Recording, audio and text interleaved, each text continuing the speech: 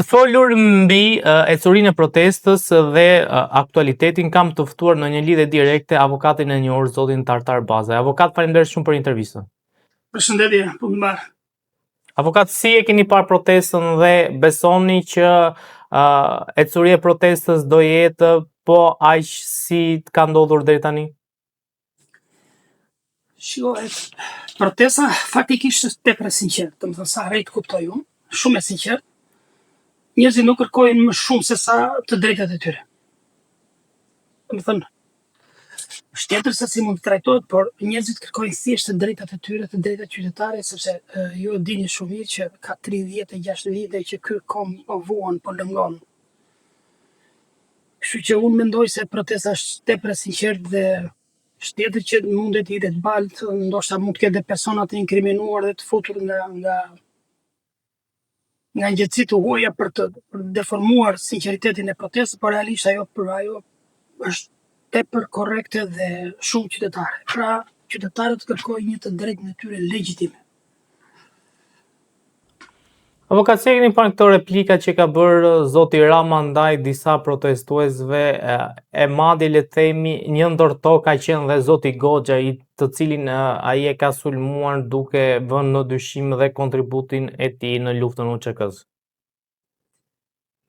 Tani këto të ndajnë në dy momente. Kryeministri faktikisht këtë gjuhë ka përdorur shumë vite, s'se ka përdorur sot. Paktën sa e njoh fund, këtë gjuhë ka përdorur. Dhe nuk është se pritni ndonjë sjellje më qytetare në raport me qytetarët shqiptar, por gjithsesi domethënë kjo është pjesa e tij. Për sa i përket zotit Goxhaj, unë të garantoj që zoti Dilaver Goxhaj, ju e dini shumë mirë, ashtu si e dinë të gjithë, ka qenë zëvendës shefi i shtabit të përgjithshëm të ushtrisë shqiptare të Kosovës. Ai ka dhënë një kontribut të madh edhe ne si shoqat Labria, zotin Goxha e kemi shpallë dhe nderi Labris për këtë kontribut që ka dhënë në çështjen e Kosovës. Pra, në shoqata Labria me titull nderi i kombit, ju e dini shumë mirë që operon në jug të Shqipërisë, i ka dhënë titull më të lartë, nderi Labris. Kështu që mua nuk më intimidoi dhe nuk më ndikojnë as pak, domethënë nuk e njoh zotin Goxhaj, pra Junior, nuk e njoh zotin Dritan Goxhaj, por flas që ai përket një familje patriotësh, është nga zëmbra e Labrisë dhe ka dhënë një kontribut jashtëzakonshëm. Dhe u kam çfarë të jap më koment, sepse ja kemi bërë komente kur i kemi shpallur të tillë shumë vite më përpara, jo sot. Në fakt, zoti Rama ka pasur, ose më saktë dhe Partia Socialiste, ka pasur kritika lidhur me lëvizjen vetëvendosje, duke theksuar se po dërgon njerëz në Tiranë për të marrë pjesë në protestë. Si e shikoni këtë raport të vetëvendosjes me zotin Rama dhe të zotit Kurti me zotin Rama? Raportet e zotit Kurti me zotin Rama s'kan qenë kurrë normale, të paktën sa arrim të kuptojmë ne, sepse të tjerët i dinë, ata i dinë marrëdhëniet e tyre, qoftë dhe institucionale me njëri tjetrin, sepse jo të gjitha dalin publik. Por unë mendoj që ne nuk duhet të përqendrohemi fort tek ose tek teoritë e konspiracionit, sepse këto janë teori konspiracioni. Ata janë shqiptar si dhe ne, siç kemi kontribuar dhe ne në luftën e Kosovës, ata janë shqiptar dhe ndihen shqiptar si të gjithë shqiptarët në të gjithë trevat shqiptare, kështu që nuk më intimidojnë shumë këto lloj insinuatash, këto lloj metodash që përdoren pra hidh balt për çfarë dhe sundo. Por ajo që është kryesore që thelbi i protestës është tepër i sinqertë. Shqiptarët kërkojnë transparencë, shqiptarët kërkojnë identitet, shqiptarët kërkojnë dinjitet dhe këtu duhet përqendrohemi qartë. Absolutisht ka mund të ketë të infiltruar, kuzhinat anti-shqiptare absolutisht do punojnë dhe përfitojnë nga këto raste. Por shqiptarët janë të zgjuar, nuk bien më kollaj kaq shpejt në kurthin e këtyre makinerive që prodhojnë probleme për shtetin shqiptar. Nuk shpresoj dhe nuk mendoj se do të bien në kurthin e tyre. Si keni parë punën e SPAK-ut deri tani dhe besoni që SPAK-u duhet t'ia japë një dorë protestës duke marrë, po themi, veprime konkrete lidhur me korrupsionin në Shqipëri? Shkoj, vetëm shpresë që mendoj unë është që sot është SPAK-u. Do të thënë vetëm shpresë. Unë mendoj se Spaku jo se s'bën punë, por nuk bën punë që të duket nga ana jonë.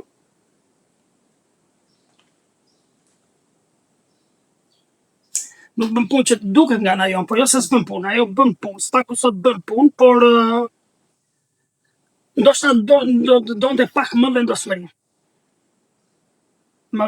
Këtu ka nevojë për në kuptimin e plot për burra shteti, djem dhe vajza që të jenë guximtarë dhe të dalin për Zot, dhe pse nuk do të ishte ndonjë çudi e madhe që të kërkonin, pra nëse gjithmonë nëse konstatohet, flasim, të kërkonin dhe veprime të tjera hetimore kundrejt çdo zyrtari shqiptar qoftë. Absolutisht të gjithë janë barabartë para ligjit.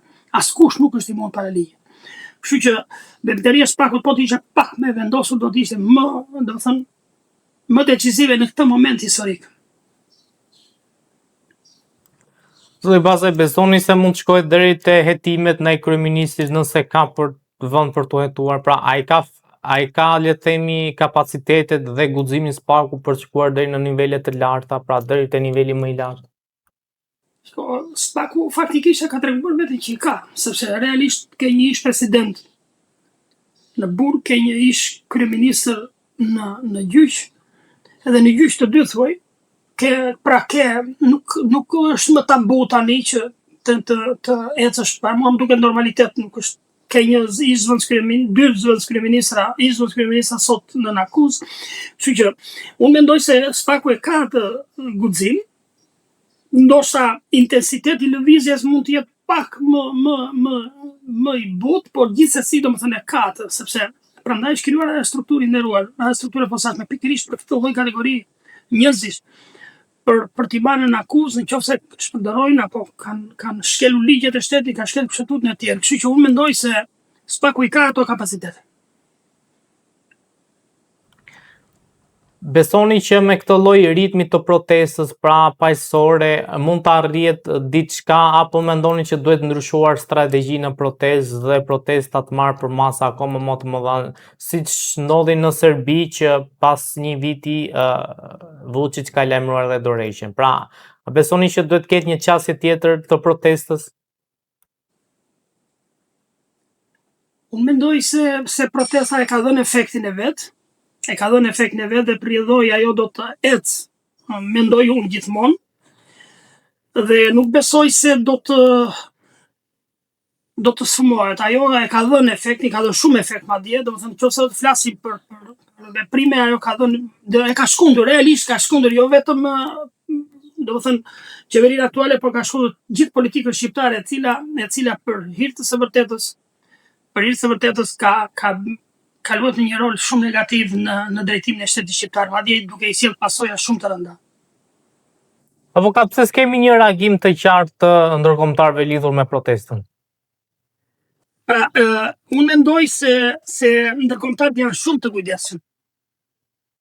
Ata përshkojnë një sinqeritet absolut te kjo protestë, madje ka dhënë një mesazh shumë të fortë për qytetarinë shqiptare, për vlerat që përfaqëson ky kom më i vjetër, ndoshta në Europë, po, dhe besoj se ata janë tepër kujdesshëm në gjitha lëvizjet e tyre. Kështu që mendoj se do ta japin edhe ata mesazhin e dur në kohën e dur. Avokat, sa gjasa ka që zoti Rama t'jap dorëheqjen? Sa kemi kuptuar ne, unë nuk shikoj se Rama do të jap dorëheqjen. Personalisht, me vullnet të tij absolutisht, sepse ndoshta dhe nuk e lën të tjerë të jap dorëheqjen. Pra, kjo është për tu parë. Se ndoshta dhe ai mund ta dojë të jap dorëheqje, po se lën të tjerë pas.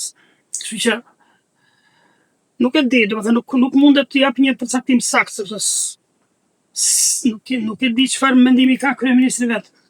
Por realisht nëse do të isha unë cilësinë e atij, unë absolutisht do të jepja dorëheqjen. Në momentin që ngrihet kombi, sepse këtu janë ngritur qindra mijëra protestues.